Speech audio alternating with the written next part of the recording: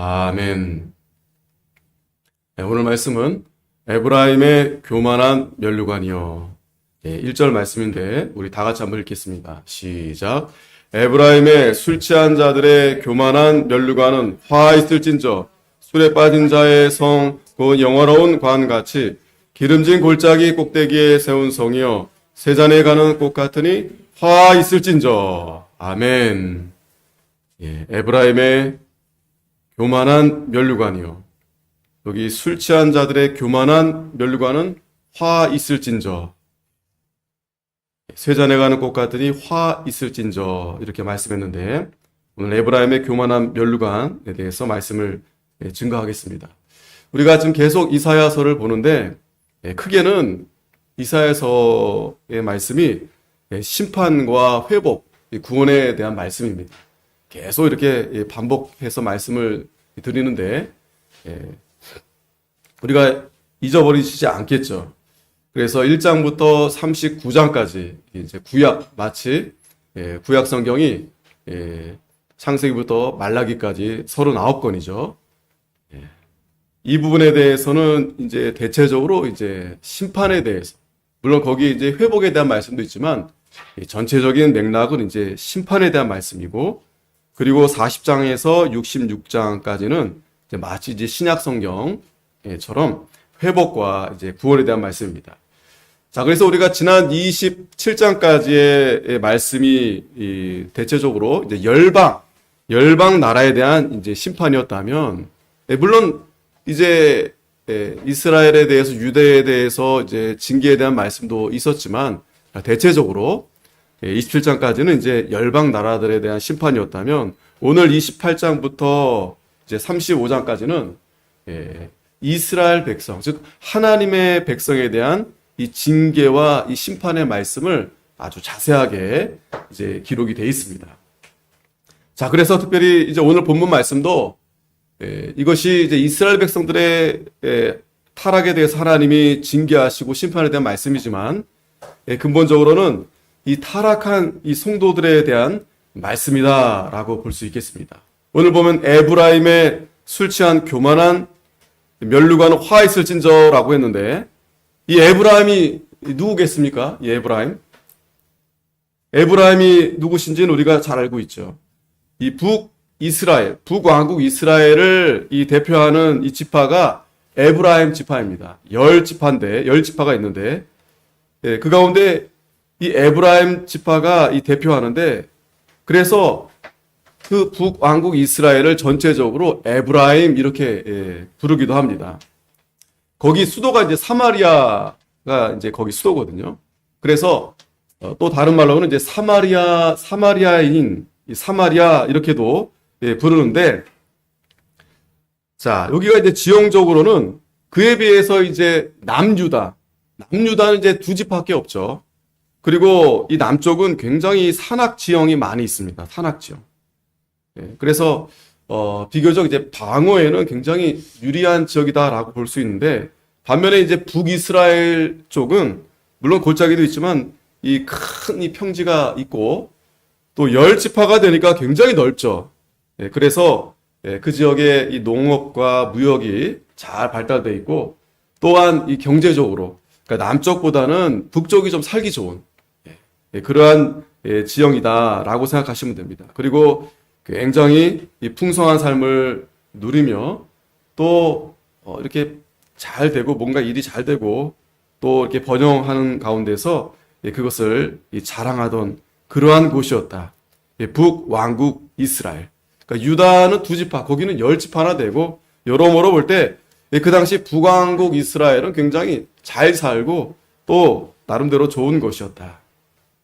자, 그런데 오늘 하나님께서는 이사야 선지자를 통해서 이들을 책망하고 있는 거예요.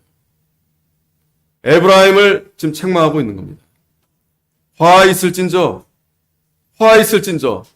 이렇게 두 번이나 강조하시면서 심판을 예고하고 있는데, 이 에브라임의 모습을 볼 때 우리와 다르지 않다라는 이 모습을 우리가 잘 발견하게 되실 겁니다.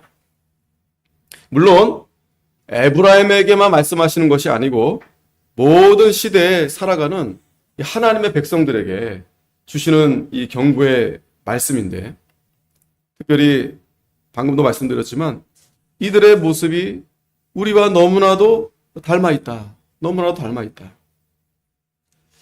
자, 히브리서 12장 5절에서 11절에 보면 아들들에게 권하는 것 같이 너에게 권면하신 말씀을 잊었도다. 일렀으되 내 아들아 주의 징계하심을 경히 여기지 말며, 가볍게 여기지 말라는 거예요.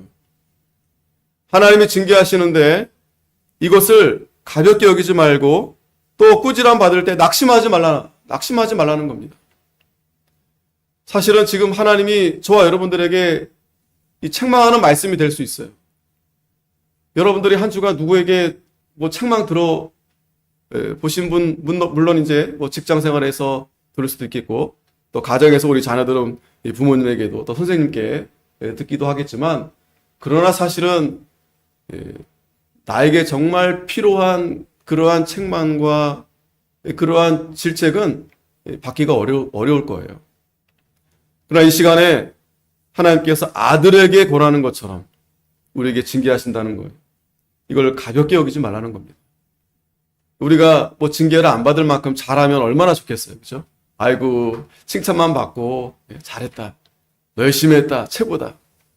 근데 우리는 오늘 이 시대가 잘하지 못하는데도 불구하고 너무 약하니까 자꾸 칭찬만 해주는 거예요. 잘하고 있습니다. 잘할 수 있습니다. 물론 그것도 필요하겠지만 정말 우리에게 더 중요한 것은 우리에게 정말 꼭 필요한 약처럼, 약이 쓰잖아요. 그러한 이 책망의 말씀을 누가 해주시는가? 오늘 이 시간에 하나님께서 저와 여러분들에게 해주신다는 거예요. 그리고 주께서 그 사랑하시는 자를 징계하신다. 여러분, 우리 자녀들도 오냐오냐해서는 잘 될 수 없어요.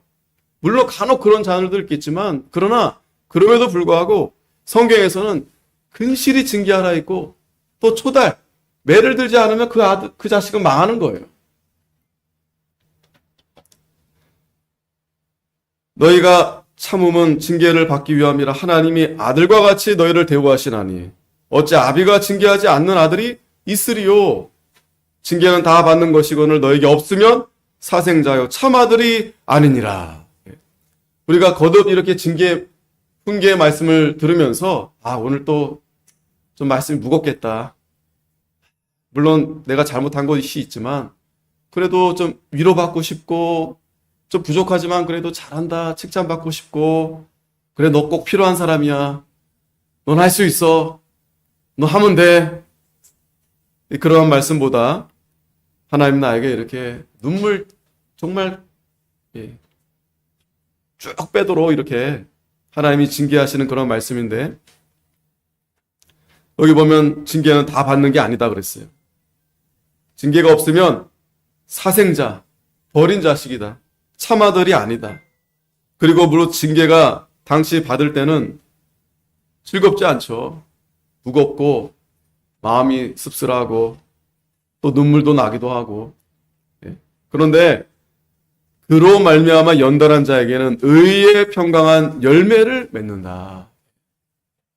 저도 어렸을 때 혼나고 나면, 혼날 때는 아프고 그죠? 마음이 좋지 않은데 좀 후련한 그런 마음이 있어요. 그죠?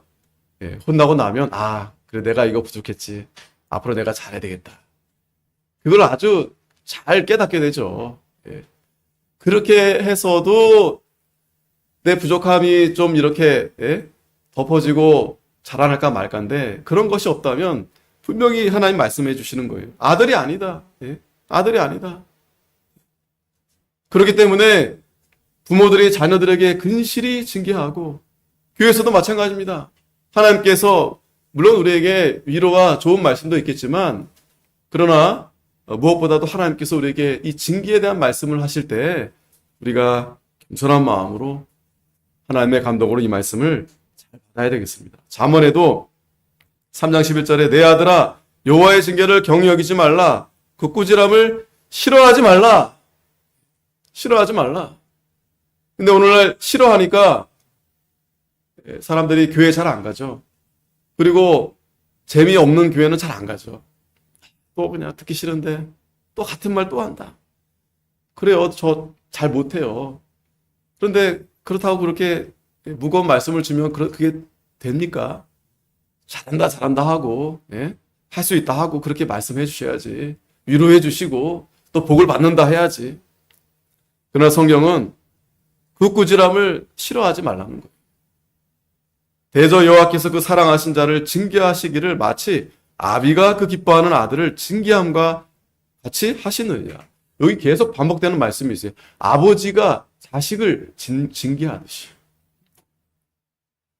또 욥기 5장 11절에도 볼지어다 하나님께 징계받는 자에게는 복이 있나니 징계받는 자가 복이 있다. 여러분 욥이 당대 의인입니다. 정말 누가 봐도 이 사람은 뭐 이렇게 흠잡을 만한 게 없는 사람이에요. 그런데 하나님 앞에 마치 징계받는 것처럼 이 사단이 얼마나 이 욥에게 그렇게 고난과 환난을 준지 모릅니다. 그런데 욥은 뭐라 말합니까? 징계받는 자가 복이 있다는 거예요. 그러즉 너는 전능자의 경책을 없이 여기지 말지.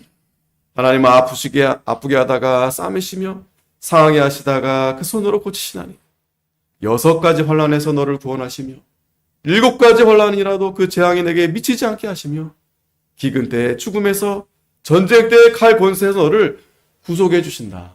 아멘. 이게 우리 하나님 아버지 되신다라는 겁니다. 자, 이러한 아버지의 그러한 부성적인 사랑을 여러분들이 마음으로 잘 헤아리면서 그 아버지의 진심, 오늘 이 말씀이 정말 나를 사랑하신 아버지께서 나를 위해서 이 말씀을 해주신다.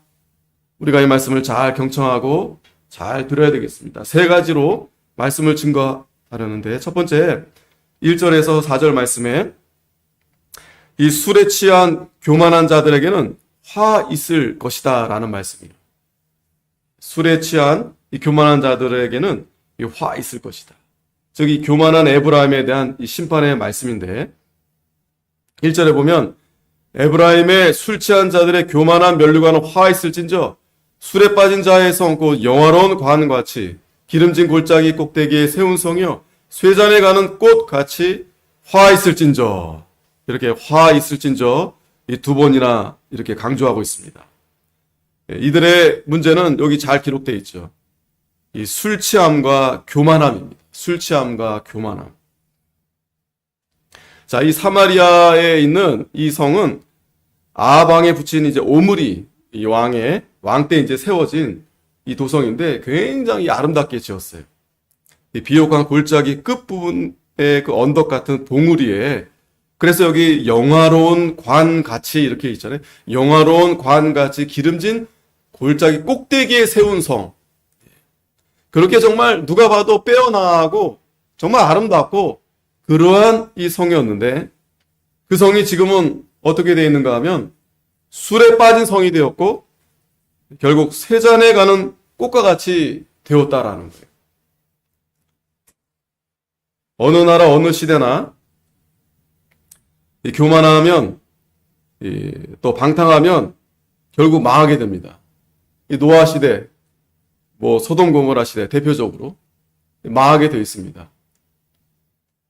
이 롯이 이 소돔 고모라 볼 때 정말 에덴 동산처럼 그렇게 봤어요. 저희가 천국이다. 저기 가면 내가 정말 잘 살 수 있겠다. 그런데 결국 가보니 술에 취해 있고 또 사람들이 다 교만해요. 결국 하나님의 심판을 피할 수 없게 되었죠. 이들의 죄악은 술에 취해 있었고 또 교만했다라는 것입니다. 참 여러분들 이해가 잘 안 되죠? 지금 이 북왕국 이스라엘은 말 그대로 이스라엘 백성들이에요. 하나님 백성들입니다. 그런데 물질적으로 풍요롭고 살만하니까 그러면 더 감사해야 되지 않겠어요? 여러분들도 지금, 저도 여러분도 하나님 좀 넉넉하게 부유하게 해주시면 제가 정말 지금보다 더 하나님 앞에 더 잘하겠습니다. 예? 그런 마음들 저도 여러분도 다 있죠, 그죠? 이스라엘 백성들은 안 그렇겠어요? 하나님 백성들이 그들의 마음은 더했겠죠? 하나님 복 주시면 또 복 주신다 했으니까 또 그들에게 하나님 모세를 통해서 그 말씀을 주었잖아요. 너희들이 내 말대로 하면 1000대까지 복을 주겠다. 그런데 참 아이러니하게 이렇게 살만하니까 이들이 하나님 은혜를 잊어버리고 또 점점 더 교만해지고 그리고 이 방종의 이러한 삶을 살게 된 것입니다. 그러니까 하나님보다 이 세상을 더 사랑하는 거예요. 말씀 따라하는 것보다 이 세상의 이 정욕에 취해 있는 거예요. 세상이 더 좋은 거예요. 그래서 이 에브라임이 이 술에 취해 있고 이 영화로운 면류관이었었는데 이 교만한 면류관이 돼서 이제 하나님의 심판을 받게 된 것입니다. 오늘 우리가 이 말씀을 보면서 오늘 저와 여러분들은 무엇에 취해 있는가? 무엇에 취해 있는가? 정말 내가 말씀에 취해 있고 예배에 취해 있고 성령에 취해 있고 이 취하다라는 말은 다시 말하면 이 충만하다, 가득하다라는 의미예요. 우리 마음에 여러분 과연 지금 이 시간 무엇으로 가득해 있는가? 하나님의 사랑으로 하나님의 은혜로 감사함으로 정말 마음이 가득해서 이 자리에 앉으면 눈물만 나오는 거예요.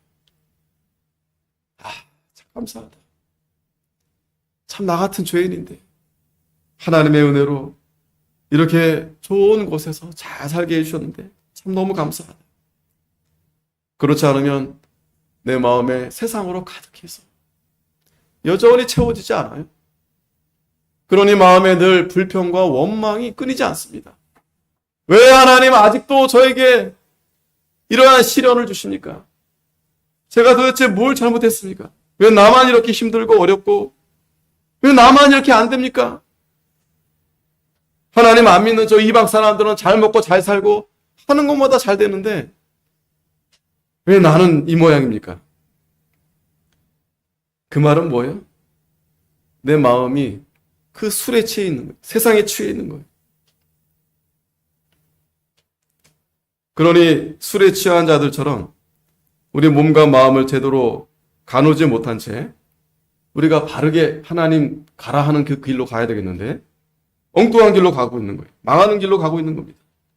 2절에 보면은 보라 주께 있는 강하고 힘 있는 자가 쏟아지는 우박같이 파괴하는 광풍같이 큰 물이 넘친같이 손으로 그 면류관을 땅에 던지리니 그 영광스러운 면류관. 그러나 이제는 술에 취하고 교만하게 되므로 그 면류관을 땅에 다 하나님께서 처박게 하신다는 거예요. 누구를 통해서요? 강하고 힘 있는 자. 이들이 아수르죠.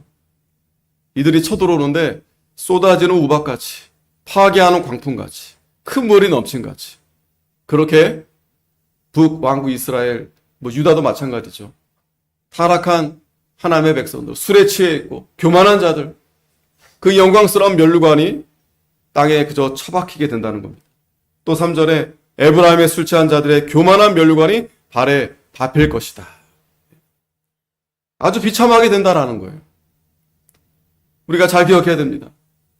하나님의 백성들이 술에 취하고 교만하면 그 영광의 면류관이 땅에 처박게 되고 또 발에 밟히게 된다는 거예요.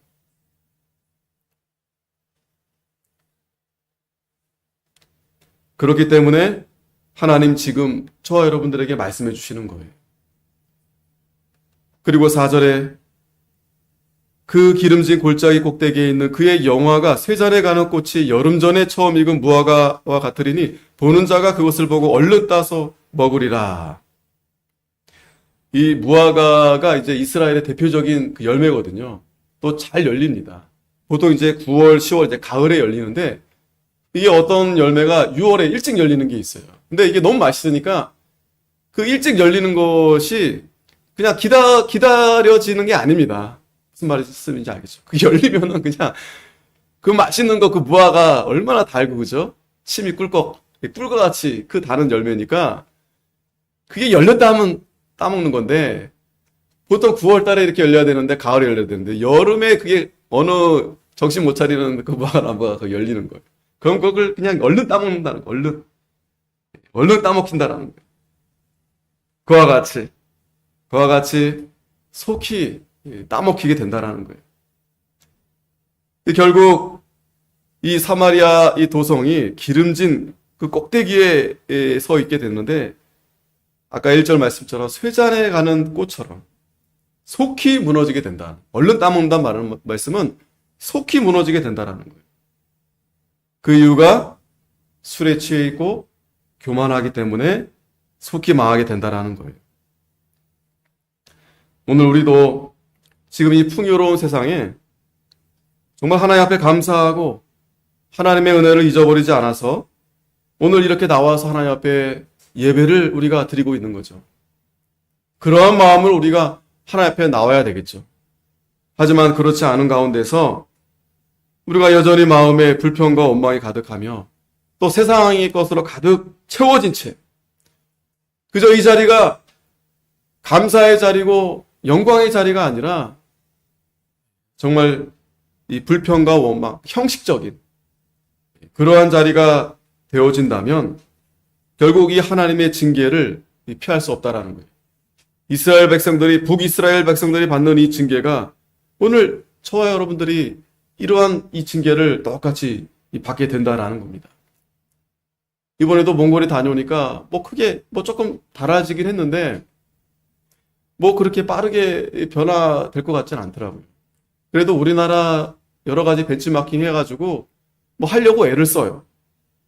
자, 그런데 다들 얘기합니다. 우리 80년대 우리 한국 모습이다. 70년대 우리 한국 모습이다. 하지만 여러분, 우리가 불과 20, 30년 만에 굉장히 빠르게 우리나라가 이렇게 발전한 거거든요. 근데 과연 그 몽골이라는 나라가 제가 보니까 우리나라처럼 그렇게 발전할 수 있을까? 못합니다, 여러분.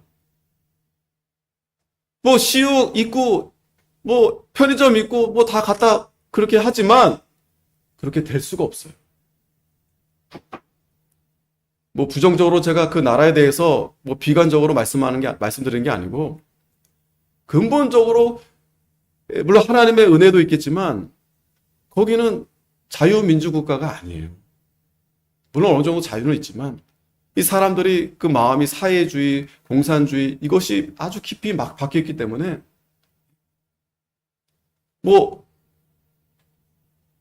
정직하게, 진실되게 하는 사람들도 있지만, 그러나 그거 가지고 그 나라가 돌아가지 않아요.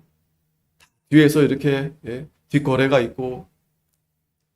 그러니까, 그러한 나라는 잘 사는 사람만 잘 사고, 대부분은 다 가난할 수밖에 없는. 그러니, 참 우리나라 보니까요 너무 참 신기한 거예요. 이렇게 어떻게 빨리 이렇게 발전 성장할 수 있었을까? 그것도 지금 세계적으로 지금 굉장히 우리나라가 잘 사는 나라가 된 거 아니겠습니까?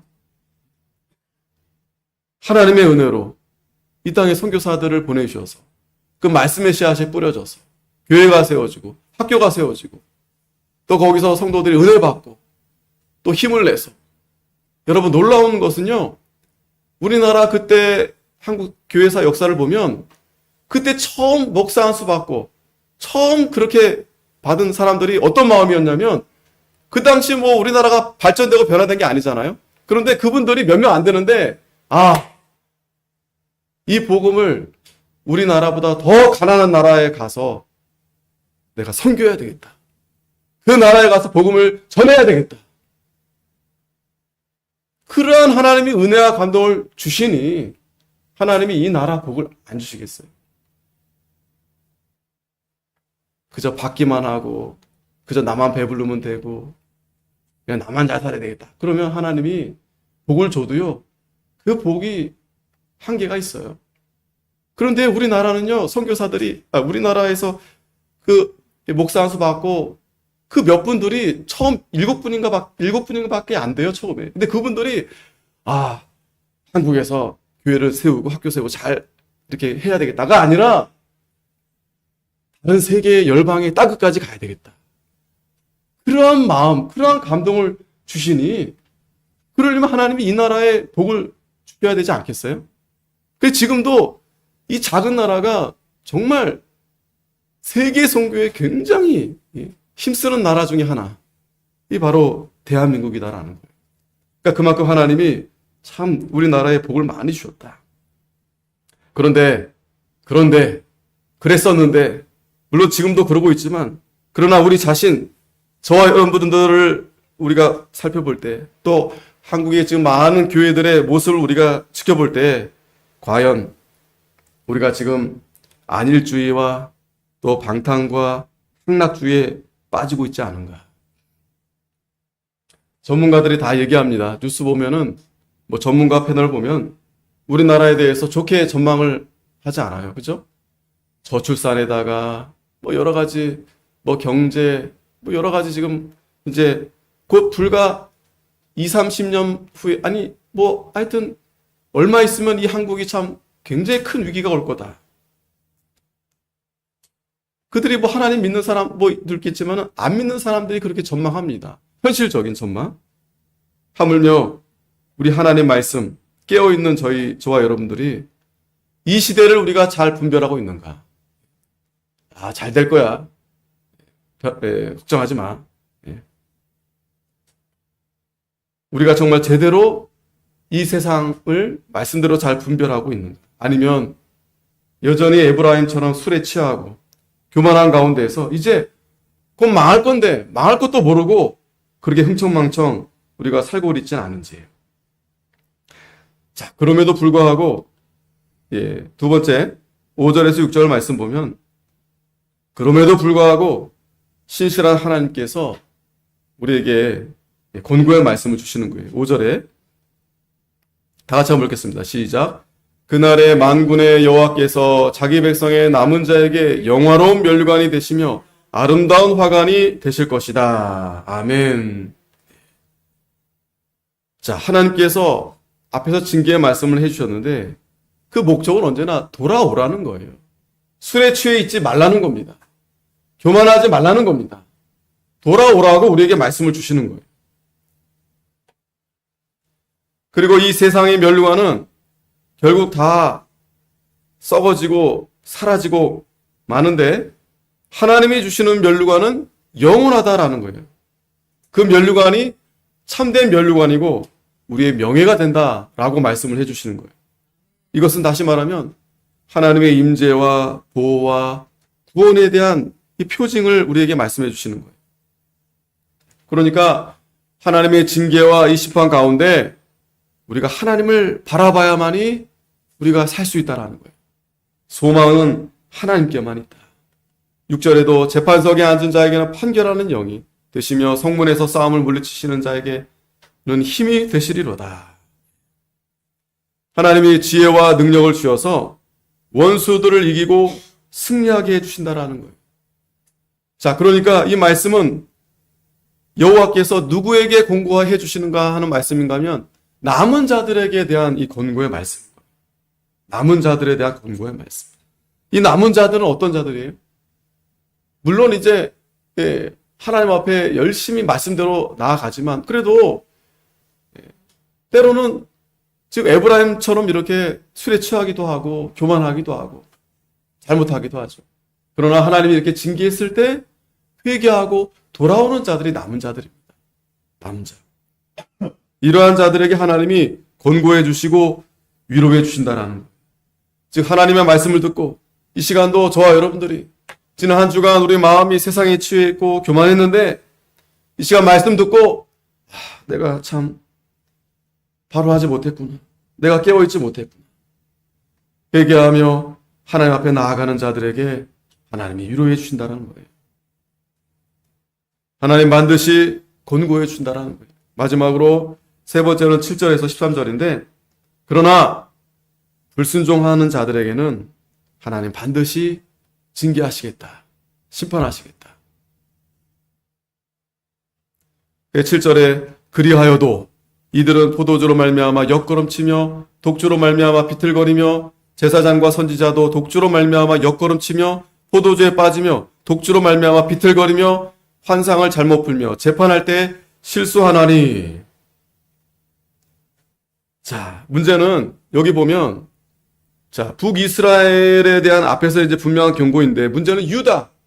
그 유다, 남유다도 역시 방탕과 세속에 빠져가고 있었어요. 결국 그래서 다 망하게 된 겁니다. 북이스라엘도 먼저 망했는데 유다도 결국 마침내 망하게 되는 거예요. 근데 문제는 뭐예요? 여기 보니까 제사장과 선지자들, 이 영적 지도자들이 먼저 타락하는 겁니다. 여러분 항상 그렇습니다. 지도자들이 타락하니까 이 교회가 타락하는 거예요. 성도들이 타락하는 거예요. 이들이 독주를 마시고 비틀거리고 그 포도주에 빠져서 비틀거리니까 이 환상을 잘못 푸는 거예요. 하나님이 어떤 이상을 보여주셨는데 이걸 제대로 자기 자신도 제대로 깨닫지 못하는 거예요.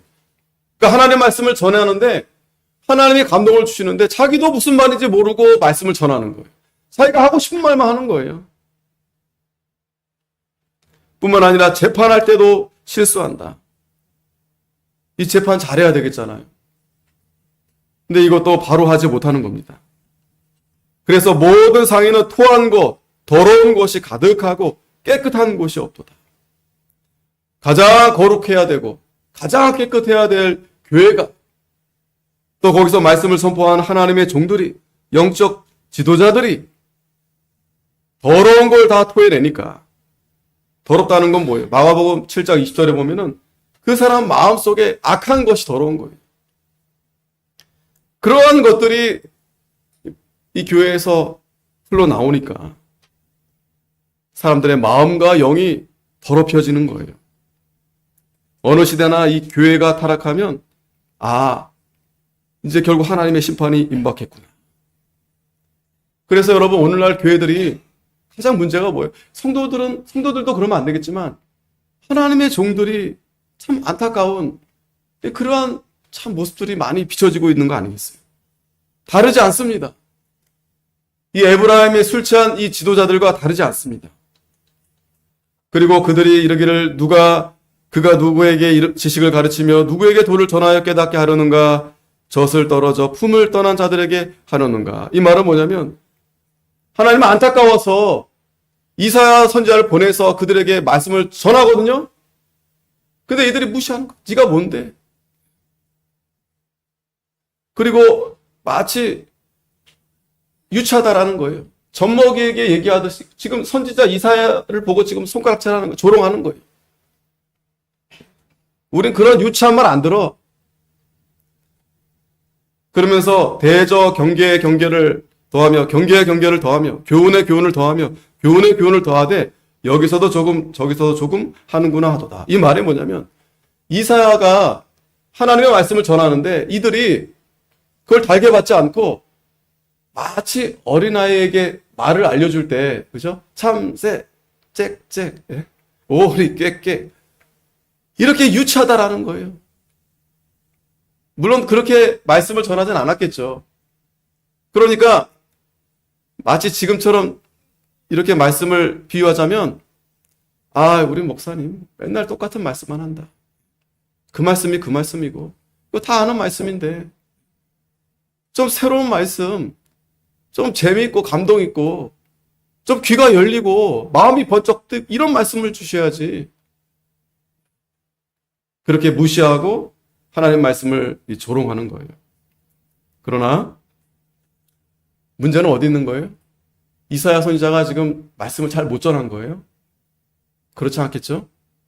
이들이 지금 술에 취해 있고 교만한 가운데 있다 보니까 하나님 말씀을 듣지 못하는 겁니다. 귀가 막히고 눈이 가리고 마음이 굳어져 있는 거예요. 이사야 57장 15절에도 통회하고 마음이 겸손한 자와 함께 거하나니 겸손한 자의 영을 소송케 하며 통회하는 자의 마음을 소송케 하신다. 마음이 가난하고 심령에 통회하며 나의 말을 인하여 떠는 자, 그 사람을 내가 공경한다. 여러분, 왜 하나님 말씀의 은혜가 되지 않을까요? 하나님 말씀이 자꾸 똑같은 말씀이라 그럴까요? 아니면 전하는 자가 좀 잘못 전해서 그럴까요? 물론 그럴 수도 있겠죠. 좀 더 재미나게, 감동되게, 짧게, 새롭게. 하지만 문제는 거기 있다라고 성경은 말하지 않고 있어요. 은혜 받는 자에게 있다라는 거예요. 내 마음이 가난하고 통회하며 하나님 말씀을 인하여 떠는 자, 그 자에게 내가 권고한다라는 거예요. 마음이 겸손한 자, 하나님을 두렵고 떨림으로 그렇게 있는 자에게 하나님이 은혜를 주시겠다라는 거예요. 여러분, 오늘 저와 여러분도 마찬가지. 전하는 자나 받는 자나 다 마찬가지입니다. 우리가 왜 하나님 말씀에 왜 은혜 받지 못하는가? 내가 왜 은혜 생활하지 못하는가? 문제가 어디 있는 겁니까? 나에게 있는 겁니다. 하나님이 주신 은혜를 내가 기억하지 못하고 감사하지 못하고 하나님을 두렵고 떨림으로 우리가 받아들이지 않으며 하나님 앙망하지 않고 존중하지 않으니까 부모들이 자녀들에게 정말 안타까운 마음으로 얘기해 주는데 잔소리처럼 들리는 거예요. 저 그만 좀 하시라. 듣기 싫다. 그러므로 하나님께서 그렇게 들으니까 더듬는 입술과 다른 방언으로 그가 이 백성에게 말씀하시리라. 이 말이 뭐예요? 다른 방언으로 말씀한다는 건 뭐예요? 이제 아수르로 인해서 너희들이 이제 망하게 되니까 이제는 그 당시 언어는 히브리어잖아요. 그 말을 쓸 수가 없어요. 이들이 이제 이 바빌론, 이 아수르, 이 세상 이방 언어를 배워야 그때서야 그 말을 통해서 하나님 말씀을 듣게 되는 거예요. 그러면 여러분 참 불편하죠, 그죠? 네, 불편하죠. 지금도 우리가 원래 원문은 히브리어잖아요. 그게 원래 하나님이 바로 그렇게 그 언어로 사용하셔서 그게 제일 쉽고 제일 좋다는 거 아니겠어요? 물론 이제 우리가 일상생활에서 통용할 때에는 뭐 영어도 좋고 우리말도 괜찮지만 그러나 그렇게 한 번, 두 번 이렇게 의역이 되니까 뭐 완전히 의미가 변하진 않지만 그래도 그죠 여러분? 그 의미 전달이 가령 예를 들어서 우리가 한국말로 이렇게 대화했을 때랑 이 미국 사람이 있는데 우리 한국말로 하지 않고 영어로 이렇게 한번 걸쳐가면 의미가 좀 힘들잖아요. 그러니까 저도 가서 이제 설교하는데 옆에서 통역이 하는 거예요. 그러니까 제가 한마디 하면 통역하고 이러니까 들을 때 끊기잖아요. 이 전달이. 지금 이렇게 가는데 여기서 또 예를 들어서 여러분들이 이제 미국 사람이면 옆에서 내가 이제 한국말로 하면 영어로 또 한번 가면 어렵잖아요. 듣기가. 전에 그들에게 이르시기를 이것이 너희 안식이요 이것이 너희 상쾌함이니 너희는 곤비한 자에게 안식을 주라 하셨으나 그들이 듣지 아니하였으므로 이들이 하나님 말씀을 무시하고 조롱하니까 이사가 말씀을 전할 때 거 잘 들었으면 얼마나 좋았겠어요? 듣지 않고 회개하지 않으니까 오히려 무시하고 조롱하게 되니까 하나님이 오히려 더듬는 입술로 다른 방언으로 말씀을 하겠다라는 거예요. 이거는 이제 너희는 이제 이 망하게 됐다라는 말씀을 하는 겁니다. 이제 망한다라는 거예요. 여러분, 이 선지자가 늘 전해준 말씀이 복된 말씀이에요. 그 말씀이 이스라엘 백성들에게 심령의 안식과 평안을 주는 말씀입니다. 모세로부터 다윗으로 이어서 그 말씀이 생명의 말씀이에요. 예레미야 6장 16절에 같이 한번 읽겠습니다. 시작. 여호와께서 이같이 말씀하시되 너희는 길에 서서 보며 옛적 길고 선한 길이 어디인지 알아보고 그리로 행하라. 너희 심령이 평강을 얻으리라 하나 그들의 대답이 우리는 그리로 행하지 않겠다 하노라. 여러분 옛적 길이 어느 길이요? 이 길이 선한 길인데 이 옛적 길이 바로 아브라함이 가던 그 길, 모세가 가던 그 길, 다윗이 가던 그 길. 말씀은 여러분 변함이 없습니다. 변함이 없어요. 우리가 지금 이 말씀이 하나님이 아브라함에게 주신 말씀, 모세에게 주신 말씀, 다윗에게 주신 말씀, 변함없는 그 말씀이에요. 이사야 40장 8절 말씀처럼 푸른 마르고 꽃은 시들지만 하나님의 말씀은 영원히 서리라. 변함이 없습니다, 여러분. 변함이 없어요. 그런데 사람들은 자꾸 이 세상의 것을 찾는 거예요. 우리에게 선한 길, 옛적 길, 바른 길, 생명길, 그게 말씀의 길이거든요. 길이 여러 길이 있습니다. 근데 세상 사람들은 뭐라 말하냐면 야, 네가 갖고 싶은 대로 가. 그 길이 바른 길이야. 그러나 성경은 하나님은 그렇게 말씀하지 않으세요. 바른 길이 있다는 거예요. 바른 길. 아무 길로 가면 안 된다라는 거예요. 오늘 우리의 신앙도 마찬가지입니다. 우리의 가야 되는 길이 있어요. 다른 길이 아니에요. 새로운 길이 아닙니다. 아브라함에게 말씀했던, 모세에게 말씀했던, 다윗에게 말씀했던. 근데 이스라엘 백성들이 그 다윗 시대에도 다윗의 길로 가지 않고 아합의 길로 가는 거예요. 우사의 길로 가는 거예요. 세상의 길로 가는 거예요. 그러니 결국 어떻게 됩니까? 마지막 13절 후반에 보면은 뒤로 넘어져 부러지며 걸리며 붙잡히게 하시리라. 다른 길로 가면 결국 넘어지고 부러지고 잡히고 망하게 되는 거예요. 망하게 되는 겁니다. 근데 왜 하나님이 그들에게 경계에 경계를 더하며 왜 이렇게 또 반복 이렇게 말씀해 주시는 건가요?